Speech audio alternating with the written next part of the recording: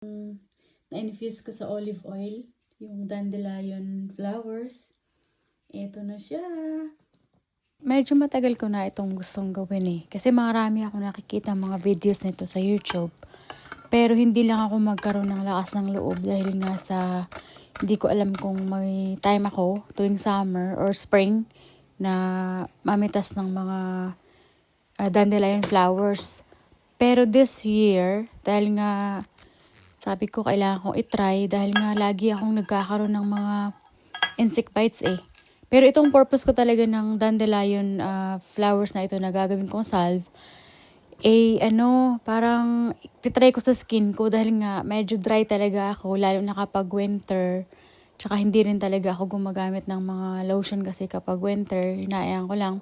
Kasi mostly kasi nasa loob lang naman ako ng bahay tuwing taglamig.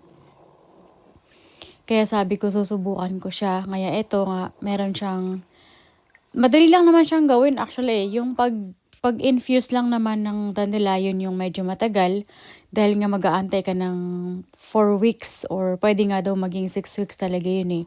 So beeswax, dandelion flowers na na-infuse mo siya into sa extra virgin olive oil.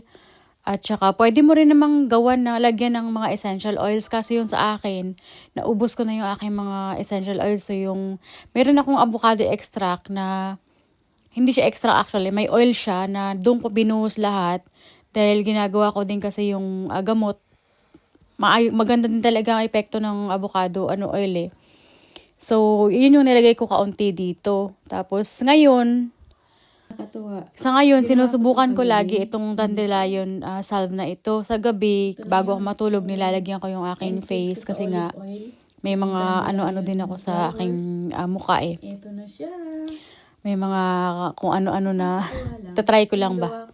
Ganun. Maganda yung epekto sa akin actually. Pero hindi ko naman sinasabi na kapag maayos sa akin, may ganun din na epekto sa iba.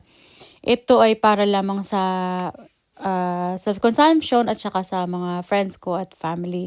Itatry.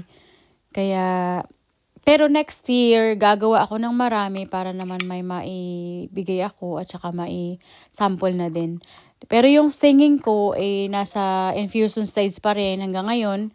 Susubukan ko din yun kapag naging okay na. Etong mga ginamit ko palang galing lang yan sa Temu. Mura lang yung mga yan. Pero okay na din kasi nga may lagayan siya. Kasi nga ipapadala ko din ito. Pari-sample lang kasi ito guys. Kaya hindi ko pa siya lahat mabigyan kayo. Pero titignan natin. Baka naman magkaroon na ako ng maraming oras next year. So, gagawa ako ng marami.